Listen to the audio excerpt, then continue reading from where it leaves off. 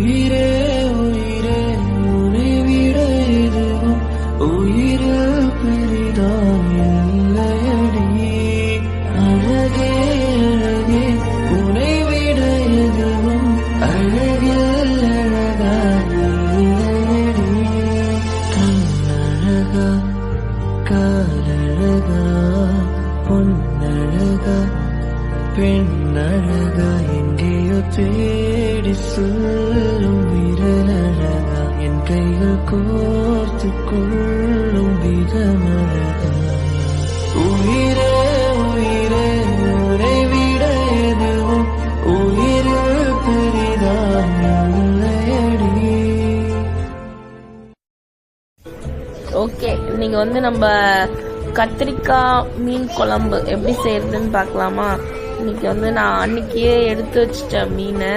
அதுக்கப்புறம் வெங்காயம் பூண்டு, அது தேங்காய் கூட சின்ன வெங்காயம் பூண்டு இஞ்சி அரைச்சி வச்சுக்கணும். கத்திரிக்காவை கட் பண்ணி வச்சுக்கணும். நெக்ஸ்ட் எண்ணெய் ஊற்றி வெந்தயம் கடுகு அப்புறம் வெங்காயம் பூண்டு ஆஸ் யூஷுவல் நம்ம புளிக்குழம்பு செய்கிற மாதிரி தான் வதக்கிக்கணும்.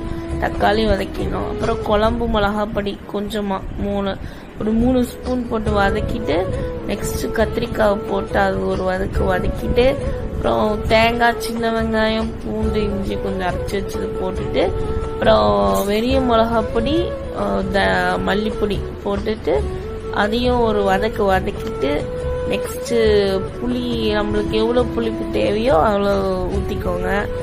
ஊற்றிட்டு அதை நல்லா கிண்டிட்டு எவ்வளோ தண்ணி வேணுமோ வச்சுட்டு எவ்வளோ தண்ணி வேணுமோ அவ்வளோ வச்சுக்கோங்க.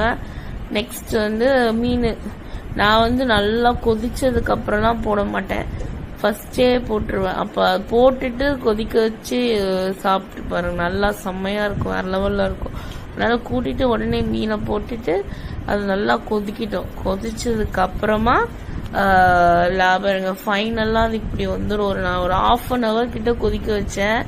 அங்கே பாருங்க மீனே உடையில, கத்திரிக்காய்லாம் நல்லா வெந்துடுச்சு, குழம்பும் செம்மையாக இருந்துச்சு. அப்புறம் லாஸ்ட்டாக கருவேப்பிலை கொத்தமல்லி எல்லாம் போட்டு மீன் குழம்பு, கத்திரிக்காய் மீன் குழம்பு ரெடி. ஓகே, இன்னைக்கு என்ன லஞ்ச் பார்க்கலாமா. கீரை கூட்டு அப்புறம் கத்திரிக்காய் மீன் போட்ட மீன் குழம்பு. நெக்ஸ்ட் சாதம் ஆறிடுச்சு. அப்புறம் ரசம்.